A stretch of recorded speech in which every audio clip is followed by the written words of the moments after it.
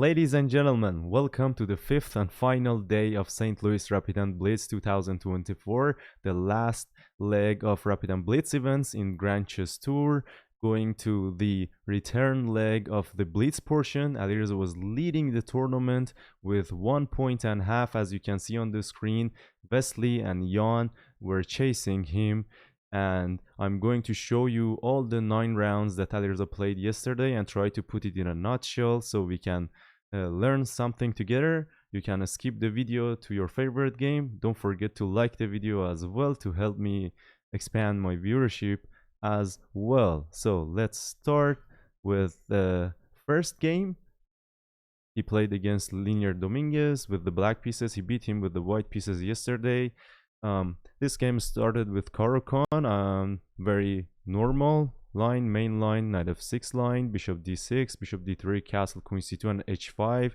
Modern move after rook e8 check, of course. And here Linear went castle. Normally I play bishop e3 and long castle myself, but short castle is also a very natural move. And here is a critical position, and Alireza played knight a6, which was not a good move. Normally you play h4, knight d7, and knight f8. After knight a6, knight c7, rook e1. Black's knight cannot find a very good square in this game. Also, the time control is 5+2 in the blitz portion. Bishop f4, bishop d7. As you can see, these pieces don't have good squares to be active enough. Alireza is forced to sack a pawn to activate his piece. Queen d5, trying to mate in 1. Linear takes the bishop. Alireza takes back with the pawn. This bishop is hanging, but this bishop is also hanging. He's down a pawn, but Alireza is finding some nice defensive resources. Knight d4, putting pressure on this pawn. Rook f3, guarding the pawn.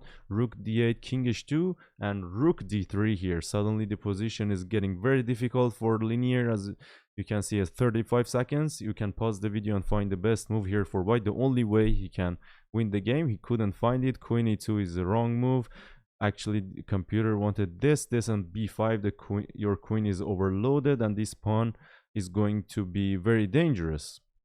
He didn't find this, and he played queen e2, rook c3, queen c4, rook c4, and now black is just fine. And the only thing Alireza needs to do here to activate his king, and sometimes putting the pawn on f4 and trying to go for checkmate. That's why he played rook d1. Very difficult with 6 seconds here to defend against this knight and rook. I mean, knights in blitz are very, very tricky. Remember that always. When you have knight, you have always chances. Alireza is up 2 pawns. Here computer says it's equal, but after rook c2 he had only 9 seconds. F3 was coming. He panicked. He had to go for perpetual, try to perpetual. Still black is better. He took and hallucinated maybe after f3 rook g3 is draw, but you lose the bishop after rook g2. Okay, very nice win in the first round with the black pieces, extends his lead. Jan was losing, I think, in this round, and Maxime also, and Wesley drew. So it means Alireza is expanding his leadership. Let's go to the next round against Levon, French. He played French in the last game, in the rapid portion as well, I think. Also in Zagreb Grand Chess Tour Rapid and Blitz, they played exact same line. This a6 is a rare move here. DC, now bishop. I don't know why Levon played this again. This is just bad for black. This is the exact game they played recently in Zagreb Rapid and Blitz. And Alireza played queen f2. It's not the best move. It's a strategical decision for playing an endgame. The best move is long castle here, which is crazy. But regarding to the tournament, Alireza doesn't need to go crazy. Just keeping his lead is enough. In Zagreb, Levon played f6, and Alireza's king went to h4.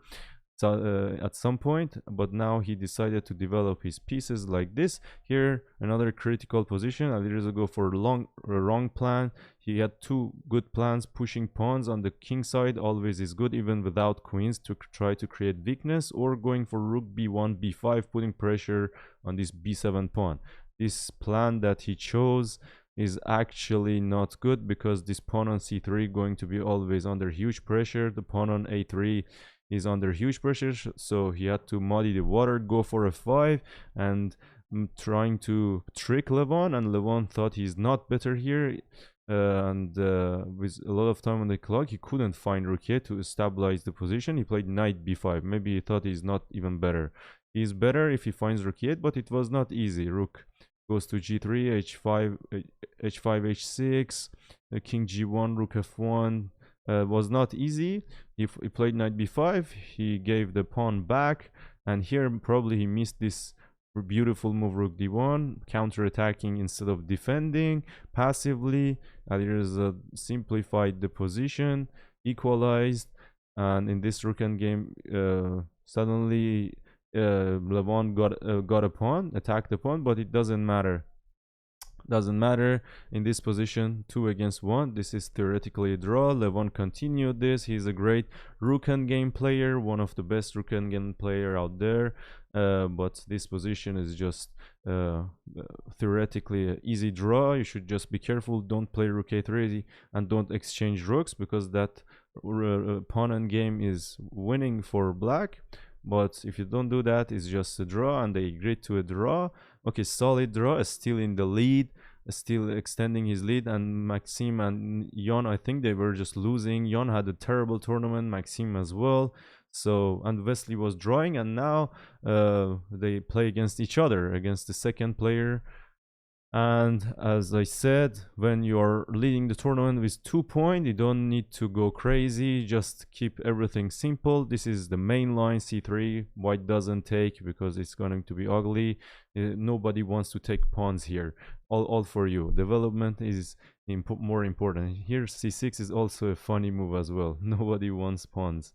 Knight c5, bishop e3, knight d4, bishop d4. These are all theory. And after knight d6, rook c1, e5 is a probably critical position here. A bit was probably not needed. Rook d8 was more solid, or bishop g4. He plays e5 with the idea of bishop e6, but here you can find the best move here, best idea actually. Was rook d1, rook d8, and bishop d5. Very nice move, because it avoids that this bishop getting locked down on g2, and also trying to play knight c5 or rook c7. He plays knight a5, allowing e4, and after that, yeah, here is a nice way to defending this knight, because if you take, I take the rook and bishop h3, tactically defending this pawn. Knight c6 was a cute one, but okay, rook c6 takes, take on a2 was just draw, and they exchange the knights, the pawns, flank past pawn, but in this position doesn't help really. White can just control it, and they just agreed to a draw here. Again, 1 win, 2 draws, very solid, extending, just keeping the lead, and playing against Pragg, who was beating everybody in the return leg of Blitz portion. And let's see what happens. He was beating everybody. He had a very bad tournament overall, but he was coming back, and he was 3 out of 3, I think. Okay, he plays King's Indian Pragg against this English opening. He knew this line very well. He played it before, and here Alireza played a wrong move. Queen c2, bishop g5 was the way to play here. Rook e1 looks very natural, but it's not very good, and Pragg immediately punishes, because this is not a good structure. You gotta play queen c2, bishop g5 as soon as possible. This is fine for white, but the rook is kind of misplaced. The rook should not be here in this line. Knight c2 is a bad move. Had to play bishop f4, bishop g5, and now f3. The problem is there is no bishop on e3 to go to f2. Knight h5 was a strong move, but this is also a nice move to come to d3. Knight d5, knight e5, controlling d3, and here Pragg is impatient and plays d5 without thinking. He had to be more patient and play like this. And now Alireza just takes a pawn, up a pawn, bishop e3, knight b5, knight c6, queen d7. Here another critical position. You can pause the video and find the best move. Was not easy. Bishop to b5 was the best move. Sacking the pawn on h3 and just playing bishop f2. Was not easy to keep the advantage like this. King g2, now you lose a pawn. The position comes back to equality, but Pragg has 40 seconds. It's time to scramble. Still a lot of pieces on the board. Alireza develops his bishop, stops a3 idea, attacks the bishop, brings in the rook, tries to put pressure on b6 pawn. Pragg takes the knight correctly and puts the knight on a6, but the problem is the dark squares are very difficult to handle. And look at this move. Imagine your opponent has 4 seconds, you have 4 seconds, and your opponent plays king e2. Devilishly tricky, because if you take rook e6 and you lose the rook, so Pragg got surprised, and instead of playing king f6, he played king g8, and now king d3. The king got active, and it's very hard to defend this position because this knight cannot do his trickery as usual. This bishop is just so powerful and dominating this knight. And finally he made mistake by playing not going to g7. He had to go to g7 to control all of his pawns. When you come out, then there is f5, and Alireza in a very nice fashion attacked all the weaknesses with the king, and Pragg was not happy here. And look at this pattern. When the distance is 2 squares, the knight is completely getting dominated, and here Pragg resigns. Okay, Alireza is extending his lead even more, and now he plays against Hikaru. Hikaru played d4 e3. He played this line before as well in Blitz tournaments, and he takes with knight here, which is not a good move. He played this before, which he knows is not a good move, but is still playing it. That's strange, because, and also Alireza didn't play the best move. e5 is the best move. Knight c6 takes, and bishop d2. He played this before, but now, I mean, at least e4, black is always better here. Okay, Alireza played e6. No need to go all in or something, just supernatural. Knight e5, trying to exchange some pieces, offering the exchange of queens. Bishop d2 is a funny move. If you take, your queen could get trapped. There is bishop c3, but again, your queen is trapped here. You can play knight e4 here, but you lead to worse position anyway. So this was a funny move. It shows that he analyzed such positions before, but he just decided to be super solid, not going all in again. He lost in rapid portion and in the first blitz game against Alireza, so he just decided to be super solid and just agree to a draw with the white pieces here, which leads us to the next round against Nodirbek. Alireza beat him yesterday in a very long and crazy game. Here he decides to go for this neo-Catalan. Queen c2, c5, these are all theory. Queen c7, d4, bishop f4, bishop a7, queen a7, I mean, sorry. Bishop d6 here is not a good move, because you just take, and you go knight d4, and white gets huge activity. Queen a7 is the main line, and here, very nice move here, thematic move. d5, this has been played before, I think we did against Levon, and here Nodirbek reacts wrongly. He had to take with the knight, and Alireza confuses here. a4 was not here, a4 was after take, and here a4. If you take with the pawn, it's wrong. Just e4, and white is winning here because the king is in the center. If you go here, the king is struggling here, d6, and that's horrible. But he plays a4 and goes for this very creative idea, queen e4 check, and here Nodirbek just gives up the knight, because if you come back, it's crazy dangerous. Knight d2, knight c4, knight d6. Actually, nobody takes this rook. Just knight c4, rook b6, just ignore it, like rook d1. And just putting pressure. Queen d5. Yeah, but he just gave back the knight, and he said, okay, I just develop all of my pieces, I'm fine. And after queen b3, bishop d6, rook d1, huge blunder by Alireza. Pause the video, let's see if you can find the winning idea for black. Bishop g2 was correct, and here he didn't find this move, which was amazing. Queen c7 just wins the game, because knight d3, c4, and if you go knight c4, you just lose a pawn, and the king is going to be super weak. He didn't find this move, he just took the knight and wanted to play this position, 3 against 2. And yeah, black has the upper hand. Of course, he finds this knight d5. If you take, there is queen e4, queen c4, queen e6. Alireza has 1 minute and 26 seconds here, but he thinks a lot here. The position is not easy. Knight f4 is coming. The pawn on e2 is hanging. Everything is in the air. He plays b3, a bad move, which leads to a losing endgame. But after rook b8, king f3, Alireza has 19 seconds, Nodirbek 2 minutes. Nodirbek had to be more patient and just improve his position with a5, g6, f5, bringing the king. No need to push pawns. In chess, you should not play unnecessary moves. b3 was unnecessary, and suddenly the position got equal. This pawn became a weakness. But as I said, he has only 7 seconds, Alireza, against 1 minute and 30 seconds. It was really tough to hold this rook endgame. This pawn always tricky. King is coming inside. If you play f3, e3 gets weak. I mean, it's really tough, yeah. And after rook e6, rook e2, it's passive. I think f3 was already a mistake. You had to allow the king inside and go for the pawns maybe.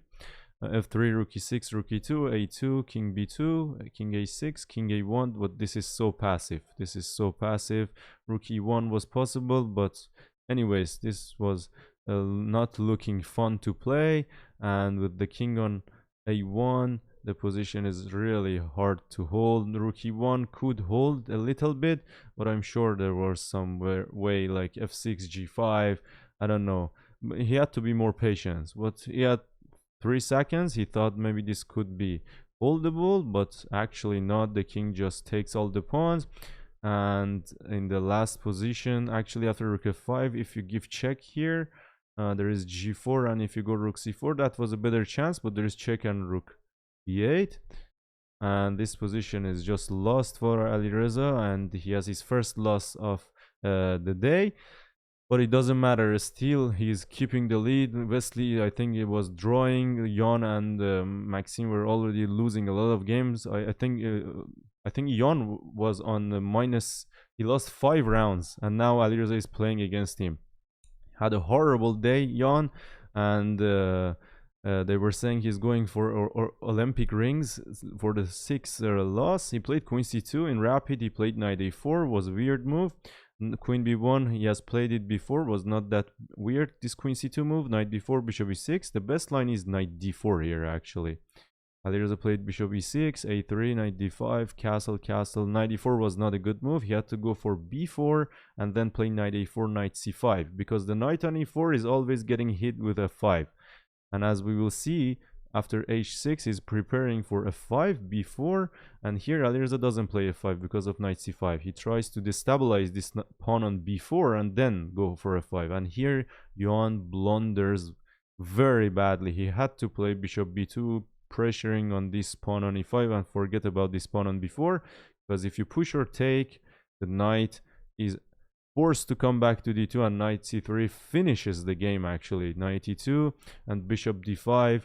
It's just so bad. That's so bad. Knight d4 is coming, e4 is coming. I mean, this is just over. But the queen is getting trapped, which Jan was not aware of. He had to come back with the queen, and he played rook e1, knight b4. Actually, the queen is trapped, and the game is basically over. Jan continues a little bit, but Alireza only needs to simplify the position, push his passed pawn, attack something, mopping up some pawns, keeping the king in the safety, attacking something. In blitz, when you are winning, you should not be perfectionist. Just attack something when you're up a lot of material like this. Try to exchange pieces and play natural moves, defend everything. Rook d5, activating the rook, attacking the bishop again, discovery attack, queen d8, attacking the rook, just trying to sneak in the position slowly, queen c8, going for pushing pawn, and finally your opponent blunders at some point. And Jan resigned here. Let's go to the one game to the final round against Fabiano. Actually, with this game against Jan, Alireza clinches the victory of the tournament with 2 rounds to spare. And in the next 2 rounds, he just wanted to have fun. He plays Ammonia Ammonium opening, I think, and h3, or Amar opening, knight h3, g3, d4, just to have fun. Bishop g2, knight f4. Fabiano defends the pawn on d5, c4, knight d2, a5, knight b3. Actually, he got a good position. It's a reasonable position, and knight d5 was a huge mistake. He had to go knight d4 or just wait with h6, and now he blunders the pawn on a5, b4. Great position for Alireza, and he manages to exchange this good bishop with this bad knight. Bishop b2, g5, very good move, but here Alireza gets excited, or he was not caring at all. He was up 2 minutes as well. He could just play something like knight h3, attacking the pawn, or yeah, just knight h3 is fine. Maybe he was worried about his knight, and here suddenly he blunders this, that he thought he can take back on f6, but there is knight d7 and protects the other bro, and this is just lost. It was not affecting the tournament, but in the last round he was more focused against Maxime, and he played the old Indian, which he was playing in Title Tuesdays recently as well. Like sometimes Dominguez in Title Tuesday, he pre-moved e5 here, and he thought Alireza is going for sure to play d5. No, d6, and he won a pawn like this. So this old Indian, you can play it, as I said in my last video, this d6, c6, queen c7, e5. You can play it against everything if you want to just play by hand and not theory. And white should be really strong and understand the position if he wants to get good position. As you can see, Maxime is doing great, doing it. He got a space, but still a6. I mean, it looks like the position is so fun, especially in blitz, to play for black. And here he blunders. He had to play h3, take, and probably he didn't like this, and f5. You see, it's not easy for white. Very enjoyable to play with black. He played b4, and now he just blundered the pawn, but it's not the end of the world. It's still 2 bishop advantage and a lot of activity.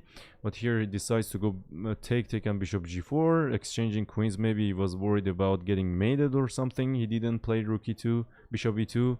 He desperately wanted to exchange queens and go for the endgame, but now the rook gets active and black is just up a pawn. But Alireza made mistake here. He had to play rook b3 or f6 to activate the king quickly, but with rook d3 suddenly the position is not easy. Here he had to definitely go for f6, king f7. If you're just chilling and attacking, suddenly here Maxime was defending really well and equalizing the position. Knight d6, rook d3. Instead of knight d6, actually he could stop rook d3, and then it was a draw. But after that, Alireza took the pawn on d5. There is no risk for black anymore, and it was very hard task for Maxime to defend this. This position is actually equal, but suddenly he blunders with knight c5, b3. The pawn is going. If you take b2, oops, and brings the queen, and it means the position is only getting better. Maxime blundered with knight c5, and there was no way back after that.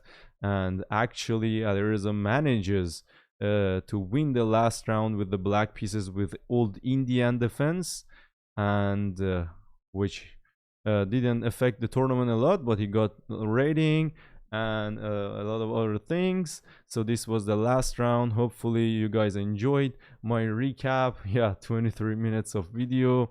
So Alireza wins the tournament. I'm very happy with 2 rounds to spare. Kind of underperforming from 2022, which he won, I think, with 4 rounds to spare. But okay, win is a win. Really proud of him. And I'm going to show you the standing with 23 points. And this is the GCT standing. He's leading the Grand Chess Tour standing as well, as you can see. And the final standing of this tournament. Thank you guys for watching, and looking forward to Sinkfield Cup, which is going to be started on 19th of August in 2 days on Monday. Looking forward to that classical tournament. Make sure to subscribe to not miss my recaps on those much more high quality, because it's classic videos and classic games, and hopefully Alireza win that tournament as well. Thank you guys for watching. Make sure to put comment and like the video. See you guys in next videos. Ciao, ciao.